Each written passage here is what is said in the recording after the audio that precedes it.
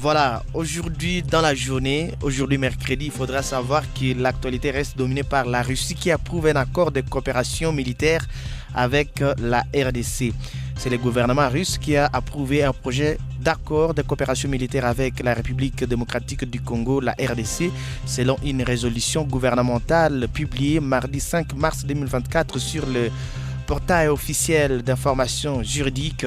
Conformément à l'article 11 de la loi fédérale russe sur les accords internationaux de la Russie, le gouvernement a approuvé le projet d'accord de coopération militaire avec la République démocratique du Congo, présenté par le ministère russe de la Défense en coordination avec le ministère russe des Affaires étrangères et d'autres organes exécutifs fédéraux concernés, indique les documents cités par l'agence étatique TASS.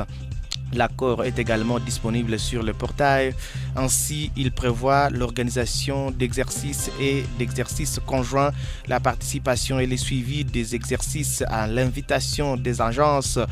compétentes, des visites des navires de guerre et d'avions de combat sur invitation ou demande, la formation des militaires et d'autres formats de coopération, a précisé TASS.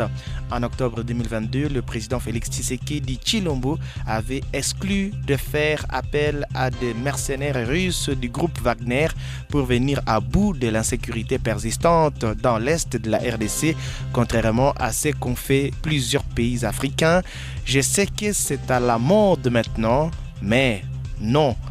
nous n'avons pas besoin d'utiliser des mercenaires, avait-il déclaré au journal économique britannique Financial Times, FT en sigle, lors du FT Africa Summit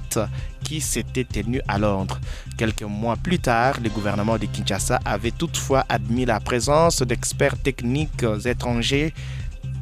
pour assurer la mise en œuvre des avions et des hélicoptères de combat. Début février, 2 soldats roumains sont décédés lors des affrontements entre les FARDC et les rebelles du M23, c'est-à-dire le mouvement du 23 mars dans la province du Nord Kivu. Ils travaillaient pour une société militaire privée roumaine dirigée par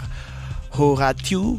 Potra, ancien de la Légion étrangère française d'origine roumaine.